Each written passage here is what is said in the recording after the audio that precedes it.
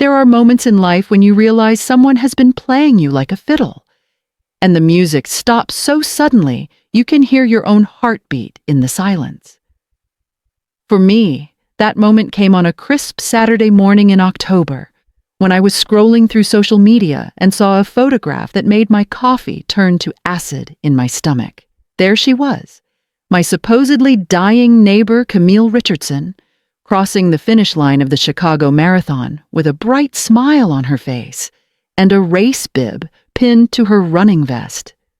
The same woman who told me 3 months earlier that she had stage 4 pancreatic cancer and maybe 6 months to live.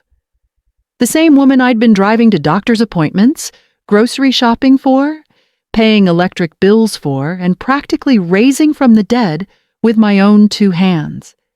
Except she wasn't dying at all. She was running 26.2 miles while I was home in Richmond, Virginia, washing her dishes and feeling like a fool. My name is Jasmine Nicole Carter, and I'm 58 years old. I've lived in the North Side neighborhood of Richmond for the past 15 years, in a comfortable brick townhouse with a small garden where I grow tomatoes and herbs every summer. I worked for 33 years as a nurse at VCU Medical Center before retiring 2 years ago. My husband Devin passed away from complications of diabetes 6 years back, and my daughter Simone lives in Charlotte with her wife and their twin boys. I'm what people call a caretaker by nature. It's not just my profession, it was my calling. When someone needs help, I show up. When someone's hurting, I do what I can to ease their pain. That instinct has served me well throughout my life, helped me be good at my job, helped me raise a compassionate daughter, helped me build strong relationships in my community. But that instinct also made me the perfect target for someone like Camille Richardson. Camille moved into the townhouse next to mine about 18 months ago. She was 42 years old, single, worked from home doing something with digital marketing that I never fully understood. She was attractive, well-spoken, always dressed nicely, even for just running errands. We became friendly the way neighbors do, waving when we saw each other, chatting about the weather or the neighborhood association meetings. She seemed pleasant enough, maybe a bit lonely, but nothing that raised any red flags. The cancer revelation came on a humid evening in early July. I was watering my tomato plants when Camille came out to her small patio, looking absolutely devastated. Her eyes were red, like she'd been crying for hours, and she had this lost expression that I recognized from decades of working with patients who'd just received terrible news. I put down my watering can and walked over to the fence that separated our patios. "Camille, honey, are you all right?" I asked, though clearly she wasn't. She looked at me and just broke down. Through tears, she told me she'd been to her oncologist that afternoon and received devastating news. Stage 4, pancreatic cancer, inoperable. Maybe 6 to 8 months if she was lucky. She was alone, her family was in California, and they were estranged. She had no close friends in Richmond, and she didn't know how she was going to manage treatment while working and taking care of herself. The words came out in this rush of fear and vulnerability that hit every protective instinct I had. I climbed over that fence, metaphorically speaking, and I didn't climb back for 3 months. I told Camille I was a retired nurse, that I'd help her navigate this, that she wouldn't be alone. I held her while she cried and promised her we'd face this together. Looking back now, I can see how perfectly she played that moment, but at the time, it felt completely genuine. Over the following weeks, Camille's needs escalated steadily. She started asking me to drive her to doctor's appointments because the medications made her too nauseated to drive safely. I'd pick her up, drive her to various medical buildings around Richmond, wait in the car while she went in for her appointments. She never wanted me to come inside, said it was too embarrassing having someone witness her at her most vulnerable. I respected that. I understood dignity and privacy. Then came the financial assistance. Camille explained that her insurance was fighting her on coverage, that she had to pay out of pocket for treatments while the appeals process worked its way through the system. Could I help with her electric bill this month? Maybe buy some groceries. She'd pay me back once her insurance money came through. Of course I helped. What kind of person would I be to let a dying woman sit in the dark or go hungry? I paid her electric bill. I bought her groceries every week. I cooked meals and brought them over. I mowed her small patch of lawn because she was too weak from chemotherapy. Before I pause to continue, I want to take a moment to acknowledge you, wherever you're listening from right now. Whether you're in Virginia like me, somewhere else in the South, or clear across the country, thank you for being here. Thank you for choosing to spend your time listening to this story. It means more than you might realize. Drop a comment and let me know where you're tuning in from, what you're doing while you listen. Are you commuting? Cooking dinner? Just trying to make sense of complicated people and their complicated choices?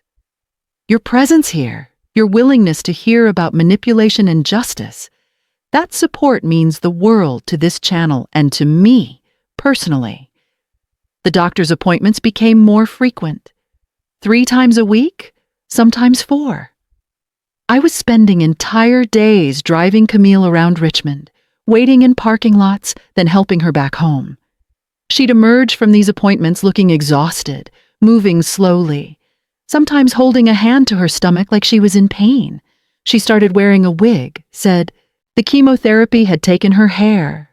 She lost weight, or at least appeared to, wearing increasingly baggy clothing that made her look frail. My daughter Simone started expressing concerns around week 6. She'd come to visit one weekend and met Camille briefly.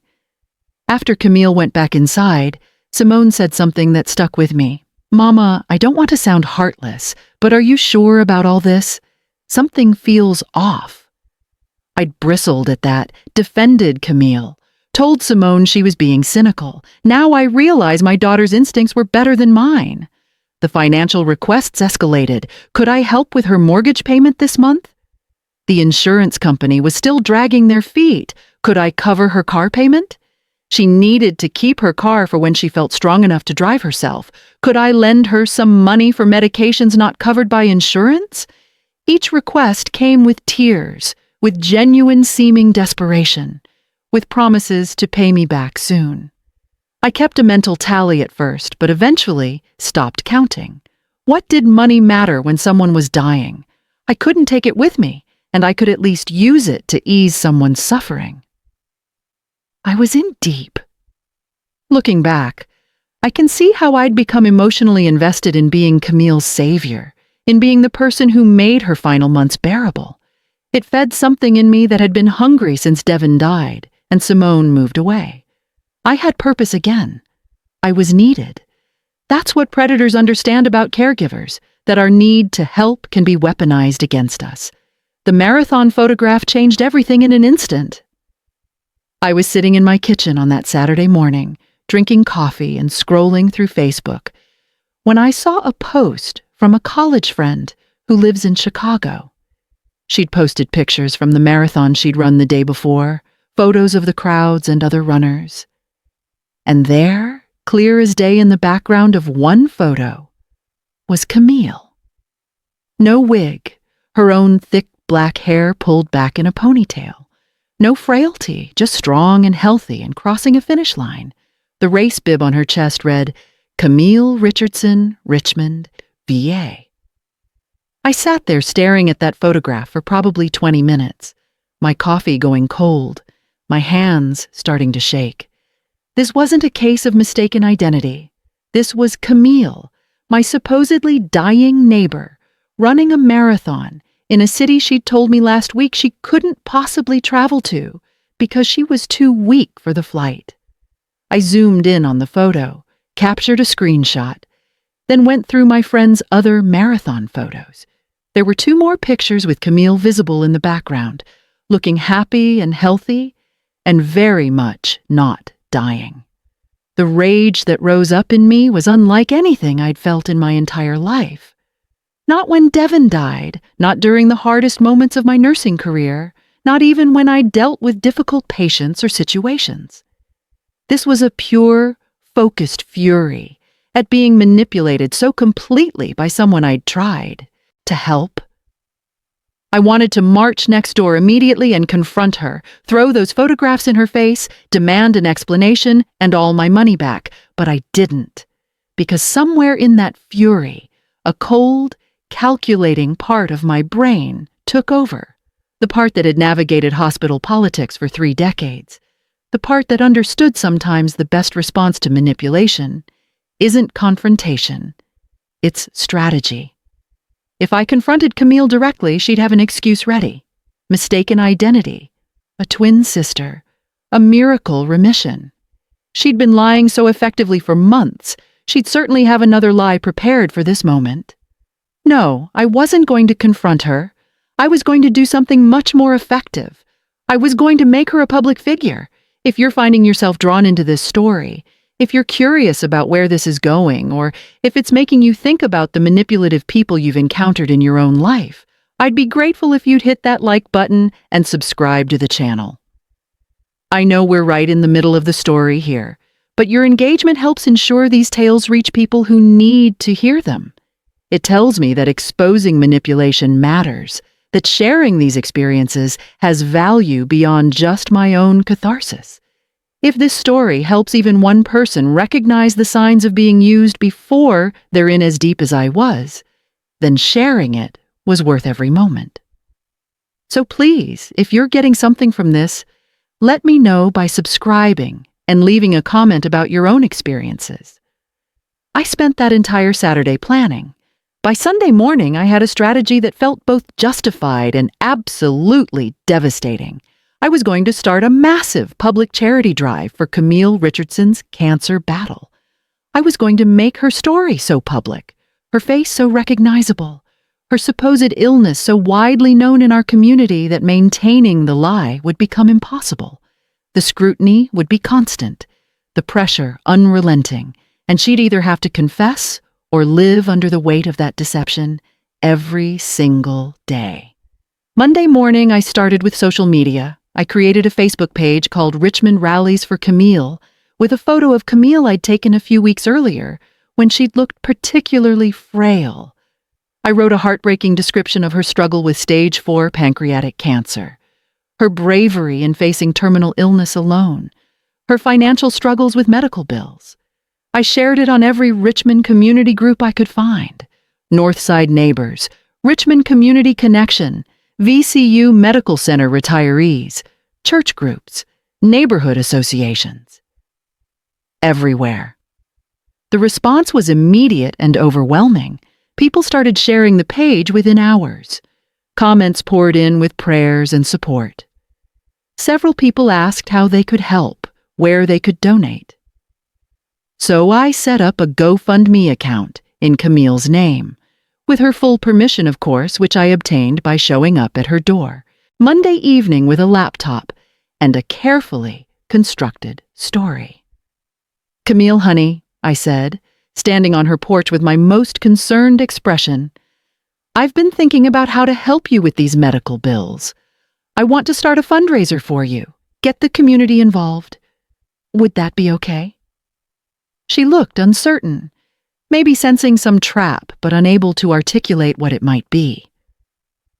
"Jasmine, I don't know. That seems like a lot of attention." "Sweetheart, you need help, and there are people who want to give it. Let me do this for you. All you have to do is say yes, and let me handle everything." I pulled up the Facebook page on my phone, showed her the hundreds of shares and supportive comments. "Look how many people already care about your story." Her face when she saw that page was interesting, pride mixed with concern, pleasure at the attention mixed with what might have been fear. But vanity or greed or whatever motivated her won out. She agreed. She even posed for a few more photos, looking appropriately frail and grateful, which I posted immediately. The GoFundMe went live Tuesday morning with a goal of $50,000 to help Camille with medical expenses, living costs, and end-of-life planning. I shared it everywhere. I emailed former colleagues from the hospital. I posted in online groups. I even reached out to local news stations, suggesting a human interest story about community members rallying around a neighbor facing terminal illness, alone. By Wednesday, the fundraiser had raised $12,000. By Friday, it was at $28,000. The money was flooding in from strangers moved by Camille's story, from Richmond residents who wanted to help one of their own, from people who'd faced cancer themselves or lost loved ones to it. Every donation came with a message. Stay strong, Camille. Praying for your healing. You're an inspiration. Each message was another brick in the wall I was building around her lie. Channel 6. News contacted me Friday afternoon. They wanted to do a feature story for their Sunday evening broadcast about Richmond rallying around Camille. Could they come film an interview with both of us? I said absolutely. Checked with Camille, and she agreed, probably seeing no way to refuse without raising suspicion. The interview was scheduled for Sunday afternoon in Camille's townhouse. I made sure I was there, sitting beside her on her couch, holding her hand while she talked to the reporter, a young black woman named Keisha Monroe. Camille told her story, the cancer diagnosis, the difficult treatment, the financial struggles, how grateful she was for the community's support. She cried appropriately. She looked frail in the oversized sweater and wig she wore. She played the role perfectly while I sat there, squeezing her hand and smiling supportively and knowing every word was a lie being broadcast to thousands of people. The segment aired Sunday evening. By Monday morning, the GoFundMe was at $42,000. The Facebook page had over 3,000 followers. Camille's face was recognizable all over Richmond. People stopped her at the grocery store to offer support. Neighbors she'd never spoken to knocked on her door with casseroles and prayers. Our church, which she'd never attended, announced they'd be holding a special prayer service for her healing, and I watched it all with satisfaction, knowing exactly what I was doing. I was making it impossible for her to maintain the lie much longer. Because here's what I understood that Camille didn't. Public sympathy is wonderful until it becomes scrutiny. Public support is lovely until it becomes pressure. And public attention to a lie is its own form of torture. The requests for updates became constant. People wanted to know how Camille was doing. Was the treatment working? What were the doctors saying? When was her next appointment? I'd post vague updates on the Facebook page. Camille had a difficult night, but is resting now. Treatment today was challenging, but she's staying strong. Doctors are monitoring her closely. Each update generated hundreds of comments, more shares, more attention. Camille started looking genuinely stressed. She'd call me upset that people were stopping her everywhere, that strangers were crying when they saw her, that the pressure to seem grateful and brave all the time was exhausting. "I just want some privacy, Jasmine," she said during one call. "This has gotten so big." "I know, honey," I replied with false sympathy. "But these people care about you. They're invested in your journey now. We can't just shut them out after they've been so generous." The fundraiser hit $55,000 by the end of the second week. The excess money beyond the original goal just kept coming. I made sure every dollar was documented, every donation acknowledged publicly. I posted thank you messages from Camille on the Facebook page multiple times a day. I scheduled her life around this performance, ensuring she was constantly engaged with the community of supporters I'd built around her lie. Then, I started organizing events. A prayer vigil at a local park, a benefit concert at a community center, a charity run in Camille's honor, which I thought was particularly poetic, given how I'd discovered her deception. Each event required Camille's presence. Each event meant more photos, more interviews, more people meeting her and forming memories of the brave cancer patient they'd supported. I want to pause here and ask something of you. If you've ever been manipulated, if someone has used your compassion or generosity against you, I want you to know you're not alone in feeling foolish afterward. Take a moment and share your story in the comments below. What happened when someone exploited your kindness? How did you find out? What did you do about it? This community exists because we're honest about the painful parts of human interaction, because sharing these experiences helps others recognize manipulation before they're victimized. Your story might be exactly what someone else needs to hear today to protect themselves. So please, drop a comment and let us know. The charity run was scheduled for a Saturday morning in early November, about 6 weeks after I'd discovered the marathon photo. I'd organized it through Richmond Road Runners, a local club, and promoted it heavily. Run for Camille, a 5K to support terminal cancer fighter. 200 people registered. Local businesses donated water and snacks. The news was coming to cover it, and Camille would need to be there, front and center, to thank everyone for their support. She called me Thursday night, 2 days before the run, sounding panicked. "Jasmine, I don't think I can do this. I'm not feeling well. Maybe I should skip the run." "Camille, sweetheart, you don't have to run. You just need to be there. These people are running for you. They've raised all this money for you. You need to at least show up and say thank you. It would be heartless not to." I let that word hang there.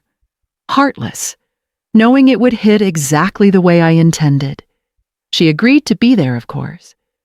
She had no choice at that point without looking ungrateful or suspicious. The run happened on a beautiful autumn morning.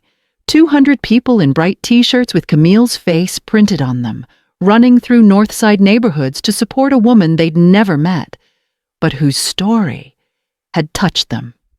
Camille stood at the starting line looking absolutely miserable, despite her brave smile. I stood beside her, my arm around her shoulders, playing the role of supportive friend while enjoying every moment of her discomfort. After the run, I'd arranged for a small ceremony where runners could meet Camille and share words of encouragement. A line formed, easily 75 people waiting to hug her, cry with her, tell her about their own cancer journeys or lost loved ones. She had to stand there for over an hour, accepting embraces from strangers, listening to their stories, maintaining her performance while I watched from a few feet away. One woman, probably in her 60s, hugged Camille and said, "My sister died of pancreatic cancer 3 years ago. It was so fast, so brutal. You're a miracle, still being this strong months after diagnosis. What treatment protocol are you on?" I watched Camille stumble through a vague answer about experimental therapies, saw the woman's confusion at the non-specific response, saw the first seeds of doubt being planted. That's when I knew the structure I'd built was starting to collapse under its own weight. The breaking point came from an unexpected direction. A woman named Dr. Rhonda Peters, an oncologist at VCU Medical Center where I'd worked for 3 decades, reached out to me through the Facebook page. She'd seen the news coverage, had watched the charity run footage, and had some concerns. Could we meet for coffee? We met that Tuesday at a Starbucks near the hospital. Dr. Peters, a Black woman in her 50s who I'd worked with years ago, got straight to the point. "Jasmine, I've been following Camille's story, and some things aren't adding up medically. The timeline doesn't match typical pancreatic cancer progression. Her physical presentation is inconsistent with someone supposedly undergoing chemotherapy. I don't want to accuse anyone of anything, but as a medical professional, I felt I needed to share my concerns with you." I took a sip of my coffee and looked at Dr. Peters with what I hoped was appropriate surprise. "What are you suggesting, Rhonda?" "I'm suggesting that you might want to verify her diagnosis, ask to see medical records, talk to her oncologist directly, because if this is real, I apologize for my suspicions. But if it's not, you've helped raise over $50,000 for someone who's defrauding the community." I thanked her for her concerns, promised I'd look into it, and left that coffee shop knowing exactly what was about to happen. Dr. Peters wasn't going to stay quiet. She'd probably already spoken to other medical professionals. Word was going to spread through the medical community that Camille's story didn't hold up to professional scrutiny. The house of cards was falling, and I hadn't even needed to push it.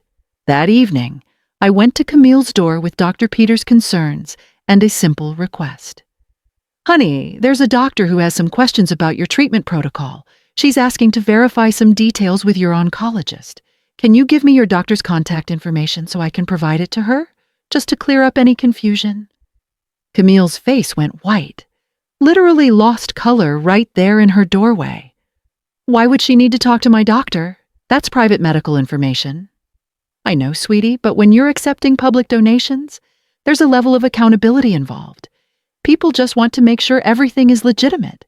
Surely you understand that." I kept my voice gentle, concerned, like I was on her side navigating this uncomfortable situation together. She couldn't provide the information, of course. There was no oncologist. There were no medical records. There was no cancer, and we both knew I knew that now. "Jasmine," she said quietly, "I need to tell you something." "What's that, Camille?" "I think there's been some kind of miracle. I went to my doctor last week and the cancer is gone. Completely gone. They can't explain it, but I'm in full remission. It's a miracle." She said this with a straight face, standing there in her doorway, offering me the most pathetic exit ramp from the lie she'd constructed. I looked at her for a long moment. "That's wonderful news, Camille. Truly miraculous. You'll need to announce this immediately to all the people who've been praying for you and donating to your care. They'll want to celebrate this miracle with you. I'll help you draft the announcement tonight. We can post it on the Facebook page tomorrow morning. The news will definitely want to cover this story. A complete remission from stage 4 pancreatic cancer. That's medically remarkable. They'll want to interview your doctors, understand what happened." I watched her face as she realized I was doing it again, backing her into a corner with public scrutiny. If she claimed a miracle cure, the medical community would want documentation, evidence, interviews with her physicians. The lie would just shift, but the pressure would remain. "Actually," she said slowly, "maybe I should wait to announce anything. Make sure the remission is stable. Sometimes cancer comes back." "Of course," I agreed. "Very wise. We'll just keep this between us for now." But we both knew it wouldn't stay between us. Dr. Peters wasn't going to let this go. Other people were asking questions now. The fundraiser had gotten too big, the attention too bright, the scrutiny too intense. Camille had become a public figure, and public figures can't hide. Over the next 2 weeks, the pressure intensified. Dr. Peters shared her concerns with other physicians. Questions started appearing on the Facebook page. Why wasn't Camille losing more weight if she was in active treatment? Why did she look healthier now than she had months ago? Could the fundraiser organizers verify the medical diagnosis? Someone posted that they'd seen Camille at a CrossFit gym looking remarkably fit for a terminal cancer patient. The dam broke when someone, I still don't know who, posted the marathon photograph, the one I'd seen that started all of this. It showed up in the Facebook page comments with a simple question. "Is this Camille Richardson running the Chicago Marathon last month? Because it looks exactly like her." The comments exploded. People demanded explanations. Others defended her, saying it must be someone who looks like her. But then, other photos started emerging. Camille at a wine bar in Richmond, the same week she'd told me she was too sick to leave her house. Camille at the gym. Camille hiking somewhere in Shenandoah. People who'd felt manipulated by my carefully constructed narrative started digging, started sharing, started exposing the truth in ways I never could have done directly. I let it happen. I didn't confirm or deny anything. I just watched the community I'd built around Camille's lie turn on itself, watched people realize they'd been deceived, watched the anger spread like wildfire. The news picked up the story, but now it was about potential charity fraud rather than community support. Channel 6 sent Keisha Monroe back, but this time she wasn't asking sympathetic questions. She was demanding answers about missing medical documentation and inconsistent timelines. Camille stopped responding to messages. She shut her curtains and didn't come outside. When people knocked on her door, she didn't answer. The fundraiser was frozen while authorities investigated. People demanded their money back. The Facebook page filled with angry comments about being manipulated and deceived. The pressure I'd carefully built around her became a crushing weight she couldn't escape. 3 weeks after the marathon photo surfaced publicly, I saw a moving truck pull up to Camille's townhouse at 6 in the morning. She was leaving, running away from the mess she'd created and I'd amplified. I watched from my window as she and 2 movers loaded boxes quickly, efficiently, like they were trying to escape before anyone noticed. She never knocked on my door to say goodbye, never attempted an explanation or an apology. She just left, disappeared back to wherever she'd come from, leaving behind a community that felt betrayed and a charity page that had become a testament to her deception. The legal aftermath was complicated. The GoFundMe company froze the funds and eventually returned money to donors after an investigation confirmed there was no legitimate medical need. Camille faced potential fraud charges but disappeared so completely that prosecuting her became difficult. She'd moved to California, some said. Others claimed she'd changed her name. She became a ghost, which I suppose was easier than facing the consequences of her lies. And me? I'd gotten exactly what I wanted. I'd exposed her deception in the most public, humiliating way possible. I'd made her fraud impossible to maintain. I'd turned her lie into a prison of public scrutiny until she had no choice but to flee. Some people called me vindictive when they learned I'd known about the deception before starting the fundraiser. Others said I'd been brilliant, that I'd given Camille exactly what she'd deserved. My daughter Simone said I'd scared her a little with how calculated my revenge had been. I've thought a lot about whether what I did was right. I didn't steal from Camille the way she'd stolen from me. I didn't lie the way she'd lied, but I did manipulate her, used her own deception as a weapon against her, created a situation where maintaining her lie became unbearable. Was that justice or was it revenge? Maybe it was both. Maybe sometimes they're the same thing. I got most of my money back, about 80% of what I'd spent on her bills and groceries and living expenses. The rest? I consider the cost of learning a valuable lesson about verification and healthy skepticism. I'm more careful now about who I help and how. I still have that caretaker instinct, but it's tempered by what happened with Camille. I verify now. I ask questions. I trust, but I also confirm. The townhouse next to mine has new tenants now, a young couple with a baby who wave when they see me and sometimes ask me to water their plants when they're traveling. They're genuine, normal, unmanipulative people, which feels like a blessing after Camille.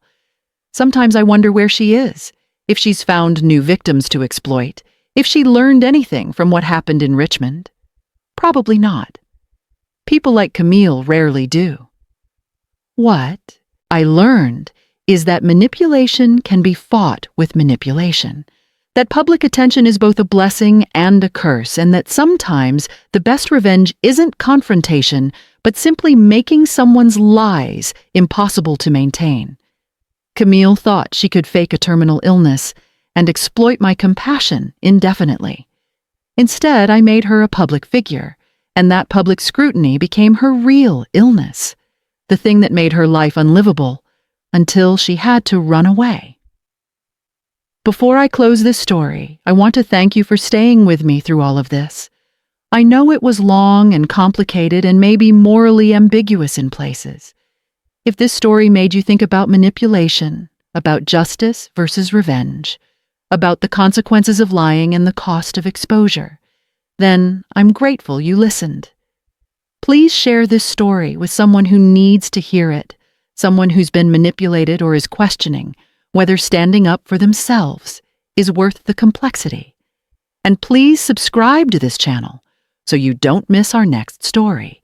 Every day we share real stories about real people navigating life's most difficult situations.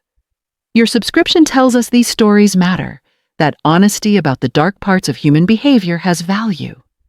Drop a comment sharing your own experience with manipulation or how you'd have handled Camille's deception. I'd love to hear your thoughts. Thank you for being here. Thank you for listening to a story about deception and exposure and the complicated ways we seek justice when we've been wronged. May you never be manipulated the way I was. But if you are, may you find a way to protect yourself and expose the truth, whatever form that takes.